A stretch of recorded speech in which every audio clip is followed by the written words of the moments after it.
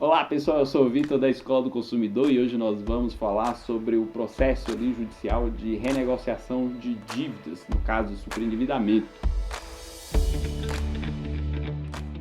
A Lei 14.181 veio trazer a possibilidade do consumidor superendividado apresentar uma proposta de renegociação que pode se tornar judicializada mais na frente caso o fornecedor se recuse a negociar com ele.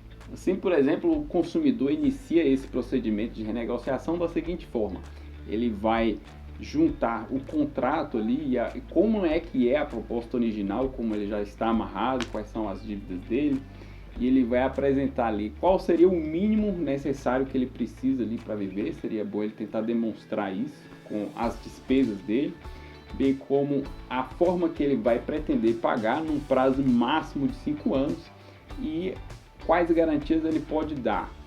E também haverá regras que serão estabelecidas mais à frente por regulamentação. O consumidor apresentou a proposta, foi marcada a audiência de conciliação e no dia o consumidor compareceu e o fornecedor apresentou uma pessoa, um preposto que não tem poderes para conciliar, para transigir e repactuar as obrigações. O que acontece?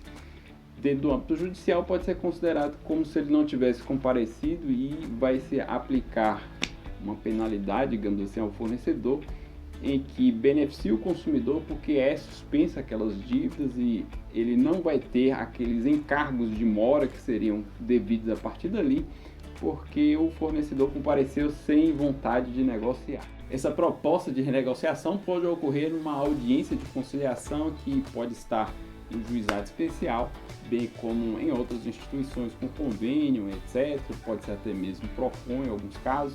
Se o consumidor tiver ali várias dívidas, por exemplo, um financiamento imobiliário, um carro financiado, um iate financiado e outros financiamentos, ele tem que apresentar tudo aquilo ali. Só que ele não vai conseguir incluir num refinanciamento dívidas com garantia real, por exemplo, o carro financiado, tem ali a alienação fiduciária, nem o bem de luxo que foi o iate dele que ele financiou. Só vão ser consideradas nessa renegociação essas dívidas que conseguem se enquadrar, elas não têm garantia e não foram feitas de modo doloso ou para produto de luxo. Realizada a audiência de conciliação, mesmo que não seja no âmbito judicial, e tendo o acordo, já é considerado então que o consumidor deixa de estar inadimplente e o nome dele deve ser retirado do cadastro de inadimplentes. No caso da realização da renegociação, da repactuação, deve constar ali umas cláusulas, por exemplo, que o consumidor ele não vai realizar atos para agravar a sua situação, por exemplo, largar o emprego, contratar mais crédito, vender seus próprios bens. Esses tipos de ações que agravariam a situação financeira do consumidor pode ser considerada como descumprimento e retorno à situação anterior, como eram os contratos antes da renegociação. Mas já no caso da conciliação dentro do ambiente judicial, tendo o fornecedor comparecido com poderes para negociar, mas não havendo o acordo, então, a pedido do consumidor, pode-se instaurar um processo específico de reajustamento da dívida dele, em que o juiz posteriormente vai repactuar aquelas dívidas, reequilibrar como será o contrato.